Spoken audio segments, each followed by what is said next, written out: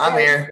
it's not a big deal because like you got to see half of the interviews like before I start, like the artist themselves, they like got no volume and they're like, right? Mine had a button to push. It said I pushed this button for volume. It said it right on it. Wow, wow.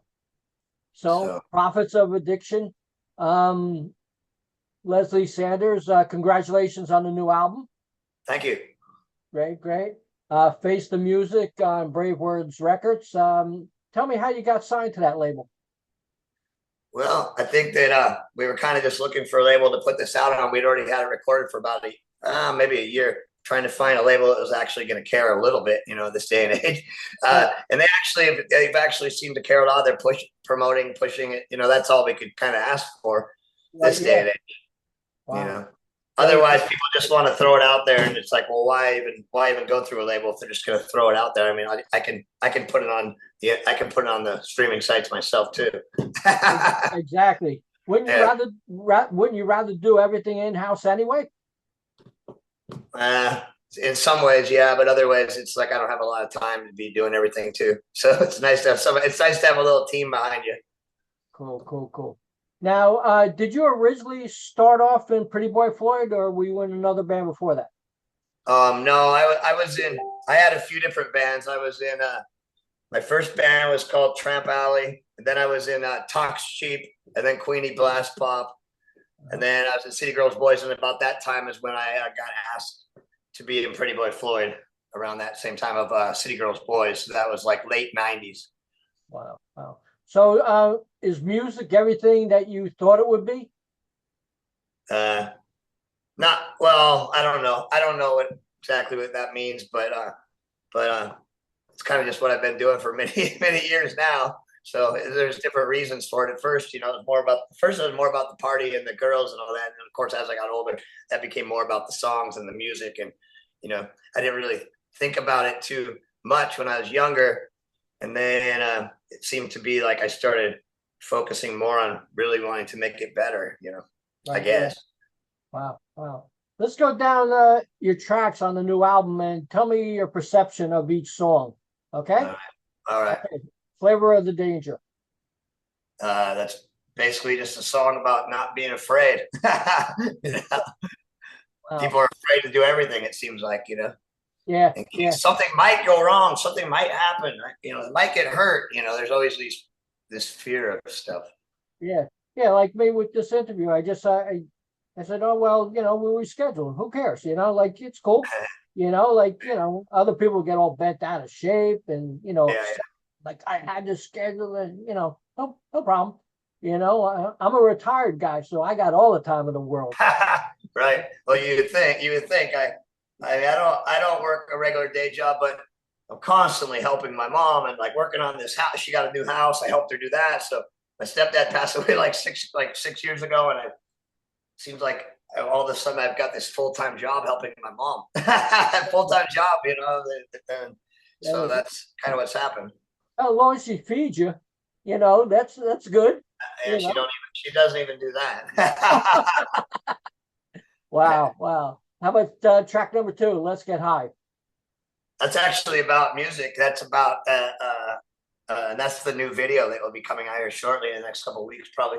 That's just about the excitement that we had when we were younger, when we would buy that new record or wait for that new record to come out. We used to do whatever it took. We'd save up our money. We would ride our bike to the record store, Uh, because the record store might only have like 6 copies, so we'd have to be the first one to get there. And then you come home and you sit on your bed and you like, look at the notes and look at the pictures and all that. And it was uh, just this very exciting part of the music process back then that I think that's kind of lost at this point to right, some degree. yeah, definitely, definitely. How about Slipping Away? That's about my stepfather and him passing away. That was the kind of about the final days we spent together and stuff. Wow, wow. How about Walk the World? That's just another one about kind of doing what you believe in and what you think's right, I guess.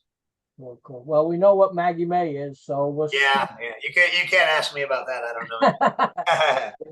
which next track after that is my favorite track on the album, Superhero. Tell me uh, about that one. Now that's just uh, about what it's about. It's about a superhero, and I was hoping I kind of wrote that with an idea and a hopeful thought of possibly getting a placement into one of those big superhero movies that they have. I thought, well, man, that wouldn't be a bad idea. And that's maybe there'd be some money in that for music these days because there's not anything else. So who is your superhero? Oh, I don't know. I'm not sure at this point. How about I Want You to Know? That one is let's see. That one is about another friend that's about another person that passed away, and that one it's one of our friends that we have. Several of us in the band are friends with him, and we were friends with him in Hollywood, and hung out with him all the time. Stuff. So I don't really want to mention the name because I don't think that's important, but that's what it's. I mean, it's not important to share with other people. It's our personal thing, but it will relate to other people as well if you listen to the words. Right. Yeah. How about Hollywood? Hollywood is just about Hollywood. It's about a lot of people's story in Hollywood, you know. How much different has the music scene changed from back in the day to now? Is it difficult? It's way different, I mean, I think the biggest part that's different is the fact that that whole dream of making it, so to speak, where you were willing to sacrifice everything to live in a practice room and do all that stuff because you thought you could make it, get on MTV, do all that. I don't think that even exists anymore. No one's gonna like I did. I packed up in a car with $40 to my name and went to Hollywood. People aren't gonna do that anymore. Wow. How about Wasted Tears? Wasted Tears. That's just another song about people, his interactions. Wow. Is everything in music is about touring and merchandise? Really, the record sales don't seem like they're there no more. Yeah. Is there what would you say? I didn't understand. Is everything like to make money in music now is live shows and merchandise? Yeah, well, I guess so, and that's what I mentioned about that movie earlier. If you can get some songs, and I guess there's a little bit if your goal is to make some money, I think that's one of the ways you can do that now.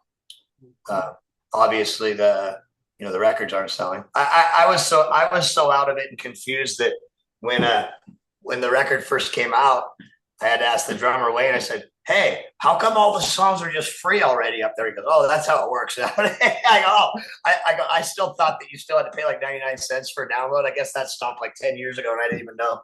Wow. Yeah, I know the music's out there before the album even drops. Yeah.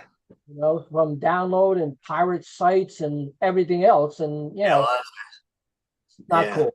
Not cool. How about Last One in the Bar? That was a song about. I wrote that song actually a long time ago, and that was one of the songs I was writing when I was still heavily into my addiction of drugs and alcohol, and and I just wrote that song then, and then it was a good song. I recorded it then at one point, and but it never got released or anything. And this is obviously a better version, and that's all that's about. Just being fucked up, I guess. But it was almost like a cry for help in some ways, Right. Yes. Cool. How about Take Me to Your Leader? Another song about that kind of says the same thing what you're talking about music, and it says it right. Where are the dreamers? Where are the stars? Who's going to lead you now? It's like basically that same thing. What happened? Where's those people that were willing to do whatever it took? Like live in the practice room, starve, not eat for 3 days, just go out every night, promoting. They called it. We were really just drinking. It was an excuse to drink and do drugs, I think. But anyways. You dealt with Dave Tedder, right? Yes. Yeah. He's a pain in the ass. Yeah. He's a pain in the ass. But he helps me out a little bit sometimes. So it's pretty cool. He's been helping us. He's helped us through this whole process. So we were trying to, like during the time we were trying to find the label to all of that. So he went beyond what his actual job is. Right.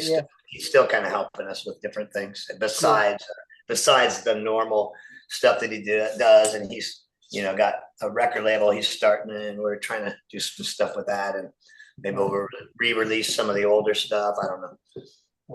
You have any shows coming up you want to talk about? Nothing booked right now. We would like to get on those Michael Monroe shows. Those are coming. Yeah. So I don't know. We've tried to kind of make some contacts with that. We'll see what happens. Cool. You have any merchandise you like to talk about and where people could get it? Well, that's the problem right now. The website's all screwed up. So that's not good either. So it is prophetsofatdiction.com, and that should get fixed. And that was supposed to get fixed. And anyway, so that's not really. I'm trying to get a bunch of new stuff going.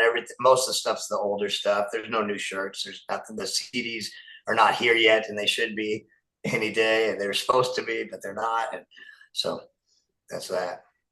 In your early days, what are some of the bands you listened to? In the early days, like the really early days when I was a little kid, it was mostly just AM radio pop and stuff. And then, of course, it got into like mostly what the older kids in the neighborhood were listening to, the classic rock, AC/DC, whatever it was at the time. And, 1980 or whatever. And then I got, at one point, into the punk and the glam stuff. And the metal stuff, the early thrash metal and stuff. But I liked that stuff before anybody else liked it. Everybody hated it. And I'd be like, you got to check out this band Metallica. And they're like, oh, that's horrible sounding. It was like two records later that people liked it, or 3 records. And then I got more back into the original stuff. I like the glam, the 70s glam, the Ramones, all that, the punk, that kind of stuff. So like that. Cool. Do you miss that time in your life? I miss a lot of it. I miss a lot of it that was there. I miss, obviously you could also say, do you miss it, or do you wish you could do it different? Or, so some stuff I miss, some stuff I don't, of course. And some stuff you would say I would do that different, because everybody would do something different, once you know the answer, but you can't. Cool. How do you reach out to new fans these days? That's a good question. I don't know, and I hate, as much as you spend the time on the computer, on Facebook, and all those different things. I kind of don't like it, but it's almost addicting, and all it does is makes me angry. Yeah. All my fingers start twitching, and there's so much stuff I really want to say on there, but I just don't. Yeah. That's the truth. Do you do all the networking for the band? Well, I'll try to get everybody to help, and everybody's been helping. Everyone's been pitching in and doing all what we need to do, I guess. Cool. Best we can. Wow. Is this album out on vinyl too? Not yet. We're working on that. It will be. I could put it out. I can do it myself. We could try to license it. We're just trying to figure out what to do. Right. Yeah. Like I said before, I could get it myself, but I'm just so busy doing other stuff that I don't know if I want to do it all myself.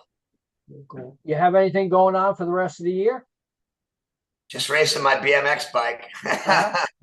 Just racing my BMX bike. Wow. Bikes. Wow. 2 of them. Yeah, I got to go to the Grand Nationals in Tulsa, Oklahoma during Thanksgiving week. That's the final big race of the year. Wow. I'm sitting close to the top 10 in the country, and both bikes in my age class. So cool. That's pretty good. Yeah. Wow. So hopefully I can do some damage there. Not to me, because I've already done plenty of that. Yeah. The competition. Wow. What's your feeling about doing the videos? I like doing them. I kind of like doing the whole thing. This last one we did is kind of my whole concept. I actually filmed a lot of it. Then I have someone else that helped film, and then they edited it. I don't know. I haven't really figured out the great editing programs that I need yet. So someone else did that, but yeah, I like it. We're gonna just keep making them. It's the only thing is you got to come up with a creative way to do them when everybody lives all over the country. Right. Yeah. So, we got guys in Texas and Vegas and wherever else they are, LA. Cool. Will there be a video for the next single? There is a video. It's almost done. It's actually done right now. So the next single is going to be the second song, "Let's Get High." Cool, cool, cool, cool. So what are your hopes for this album, this release? Well, I don't know. I guess just to get more people to hear it. That's kind of the hope for doing it, because obviously, that's why I do it. I never really cared about money, so I don't even track the songs or anything like that. I don't know. Sometimes I don't even sign it up to get my 45 cents. I don't really even bother. So Wow. I guess it's just people to hear it. It's more like, I want to just make a good record. I haven't been satisfied with many of them in the past. So I wanted to make one that I feel like musically is good, Uh-huh. lyrically is good. So that's, it has to have the right feel, or else it doesn't touch me right if it doesn't have the right feel. So I think we're getting there on that. Cool, cool. Uh, when you first started working, what was your first job? Was it music or was it something else? No, well, when I started working, I was like a little kid. Yeah. So I mean, I had all kinds of odd jobs, and then I had paper routes, and that progressed. So that was, I mean, I was working since the time I was like 5 or 6, trying to make Yeah. some extra money. Yeah. I mean, Yeah, I'm from New York, and I remember my first job was shining up the apples on the yeah, fruit stand. right. Yeah, Wax. yeah, They had to put that wax on them. yeah. Yeah. So it was interesting, good ride. So Leslie, it was great talking to you, and you know, good luck on the new album and stuff like All that. right. Would you like to say anything to the fans out there? Just give it a listen. Thank you. I appreciate it. That's it. Cool. Thanks a lot. Bye bye. Okay. Thank you. Bye.